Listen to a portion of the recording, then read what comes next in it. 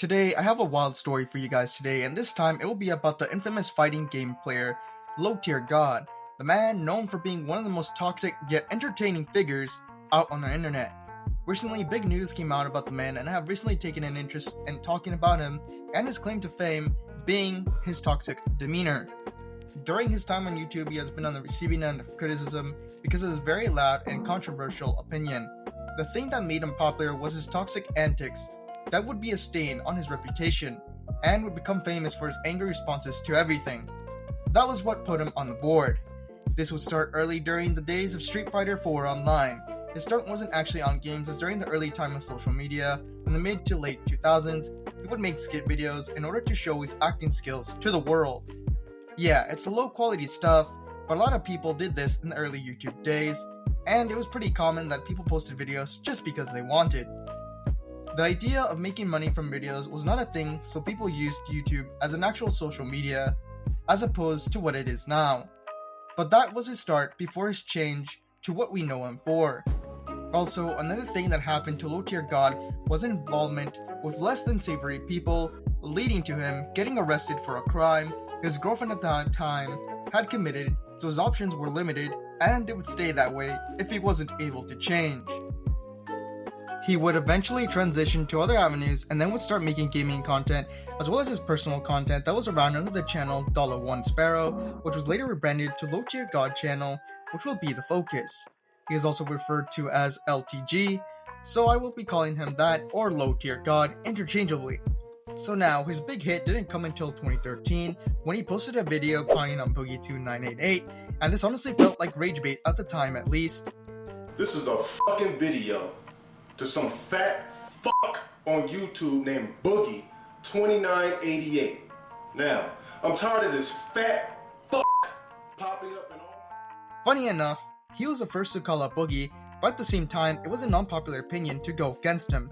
Either way, his toxic behavior was seen in his games when he would play Street Fighter 4, and he would constantly rage for many reasons and would often do too much. People would love his rage compilations and would form a reputation of a villain who was unfiltered and would often run his mouth in various grudge matches. Then he would run into 𝖍𝖆𝖙, a fighting game player known as Viscant, who he would challenge in a grudge match that would forever be remembered when we are talking about LTG's legacy. This would be a match where shit-talking would lead him into a conflict. It started online when Viscant would beat LTG 20-6 online, and what would happen was that he would soon take the shit-talking too far in a video when he would call him all the names under the sun, calling him a predator, serial killer, drug addict, and using him as an example for why gamers can't get a date. So this would start the feud, which would have to be settled during a live event in front of everyone. So the stakes were high, and this was the moment when he had to actually back up his shit-talking. This grudge match would be the main event of the night. People's expectations were high, and the tension could be cut with a knife. The rules were simple: first to 10 takes the set, winner takes all. People were excited to see how LTG would fare, and to his credit, he held his own against a top-tier player. It was a close set with neither players giving an edge to each other, and it was for a while. LTG was actually holding his own, but would run into problems, as Viscant was a good player, so this wasn't easy. During this grudge match, Viscant would soon adapt against LTG's tactics, and then he would break away from LTG and would be a close 6-6 score until Viscant stopped messing around and beat him, making the final score 10-6, beating LTG in a very humiliating way. But that wasn't the only thing. He would also embarrass him in front of everyone. And it was a very humiliating defeat that would go down in his legacy. It haunts him to this day, and the fact that this man ran his mouth and would get his comeuppance. LowTierGod would make fun of Viscant, claiming that the man was a deadbeat gamer who would become a drug addict and would end up homeless. It turns out that Viscant was helping a local charity that would help those homeless and drug addicted people, so obviously he took offense to that and wanted to put him down, saying LTG was all bark and no bite and would humiliate the man. So Viscant wanted to shut LTG up, and shut him up he did. He ended it all with his final words after beating LTG. You just gotta see these words. I can't explain this legendary moment. Look, I played like trash, but look, let me tell you why I got so mad at you. Look, what I do in my spare time, I work 2 jobs, but what I do in my spare time, I volunteer with Father Joe. So what that is in San Diego, that's a homeless outreach. I help people get off of drugs. That's what I do in my spare time. So you saying that all I do is play video games? You saying that I'm on meth, that I do drugs? No, seriously, fuck that. That's bullshit.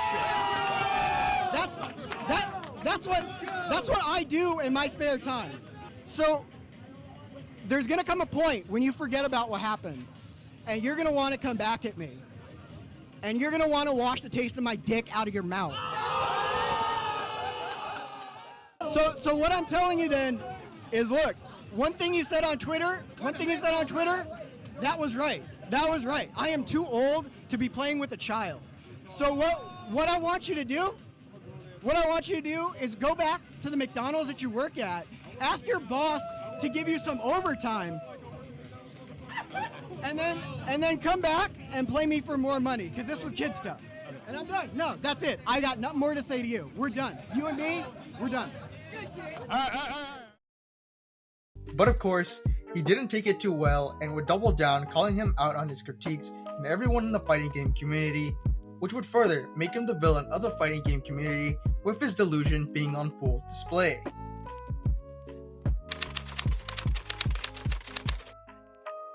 While LTG was constantly pumping out content, he would soon show his true colors when he would go after troll channels that would make compilations of his failures, and he would take note and would copyright people and also weaponize his fans to harass those creators until something was done.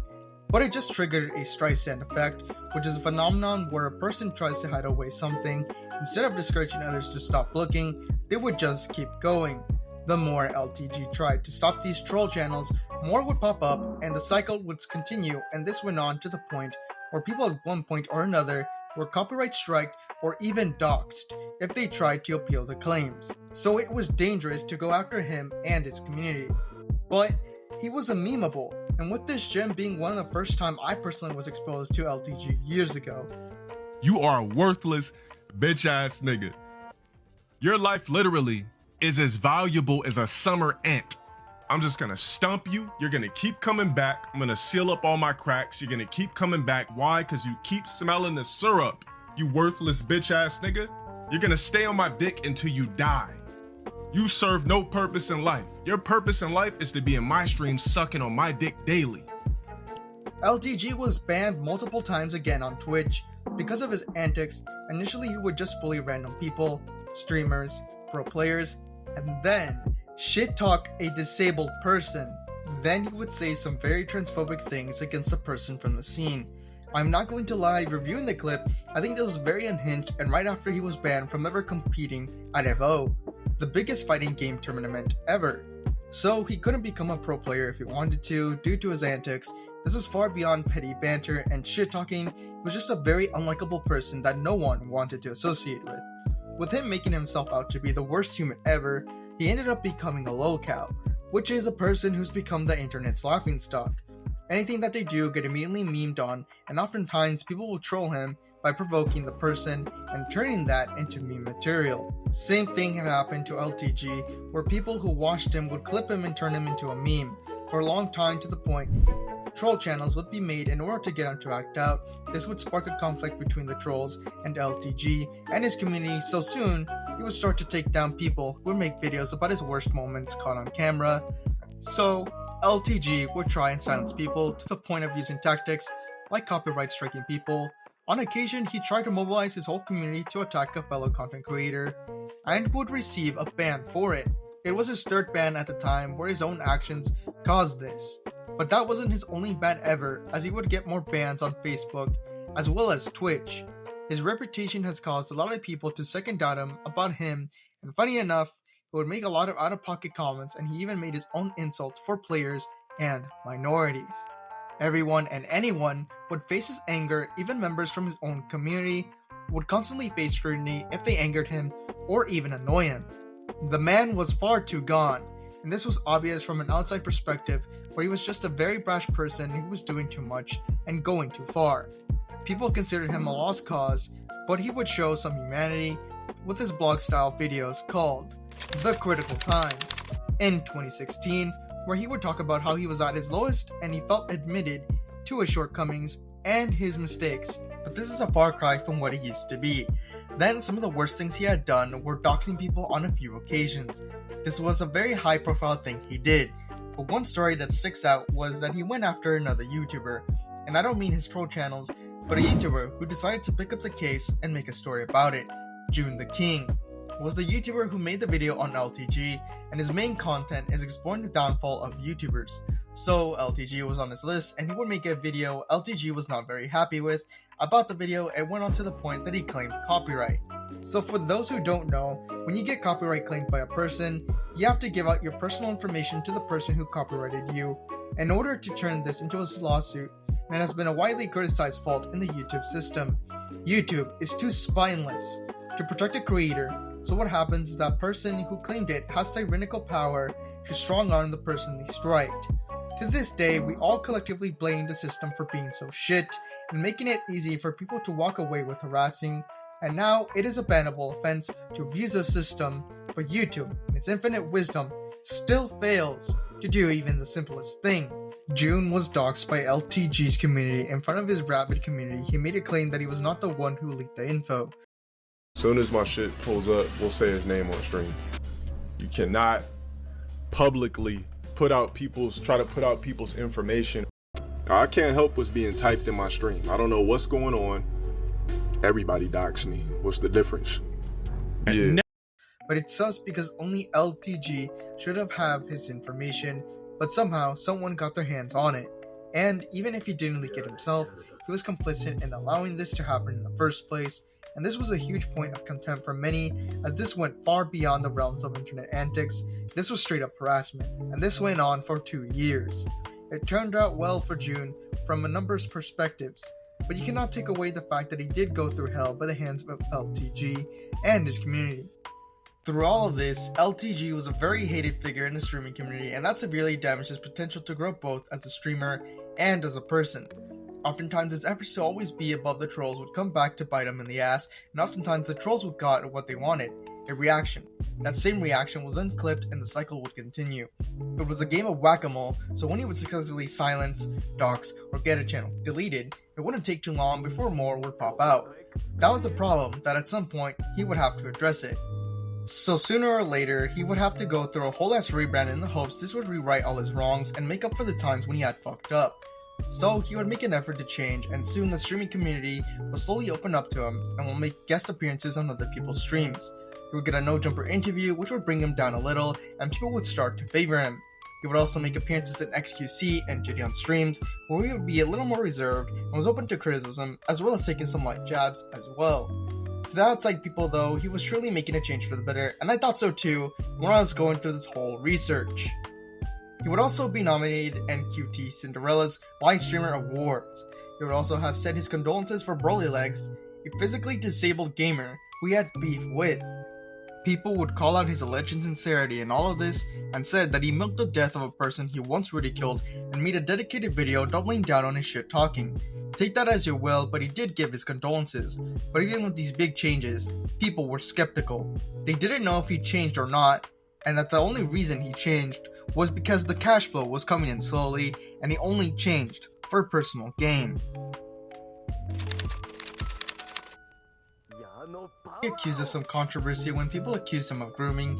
The reason why was because he was in a relationship with a girl during 2014, ending in 2018 when he had a girlfriend. So for the sake of privacy, I won't delve too much into her private life, but this old post on Insta was found by a lot of his detractors, and soon people found out she was 25 on November 11th of the year 2021. So if we work backwards, her date of birth was in November of the year 1996, meaning that by the time she and LTG met, which was around 2014, she would have been 17, not yet 18. So when people found out that they met a little before her birthday, people soon came to the conclusion he was a groomer. This would be a heavily debated topic where people would talk about this mess and would also say this was a very weird relationship where the girl was 17 to 18 and he would be in his mid to late 20s. Take that as you will. It is rather weird and potentially illegal. LTG fell back into one of his old habits of pushing back his haters and trolls, and so soon this would backfire on him and more shit was exposed to the public. One of the other alleged things was him paying child support for a 10-year-old daughter that he had. and people would soon call him out for being a deadbeat father that would make it difficult to ignore, and he would eventually call cap and try to push back against the haters yet again. So some more stuff came out, like when his credit card debt was revealed and he was upwards of $121K in debt, with more than half of it being towards a loan for a car, and other bills. As well as his credit score being around 660, things just seemed to get worse and things were not looking too great, as well as being in the court for a domestic violence charge, which is a very serious, that was filed in 2005, which was 19 years ago. So before people call him a violent person, this was a very long time ago. So chances are he changed, and later along the road, or at least that's what I hope, life isn't going too well for the man, and he has one of the most surveillance careers on the internet, and his legacy still holds up as the man who became a lowcal because of his inability to control his temper, and it stayed that way for a while. He could have had a resurgence, but from the look of things, he fell back into his old habits, and his whole attitude of getting angry was thought to have been a persona, but it seems that it was the real him. He has the potential to change, but until he does try to make an active effort, he won't grow out of it. If anything, he will sink even further. LowTierGod knows how to be an entertainer and knows how to make entertaining content, so he still has a chance. Sure, he won't be able to rewrite his wrongs, but he can make a change. I don't hope for his downfall. If anything, I want him to be in a better spot, and hopefully, if I ever decide to talk about him again, it would be his inevitable rise, where he actually changes. Let me know what you think, and leave a like and subscribe.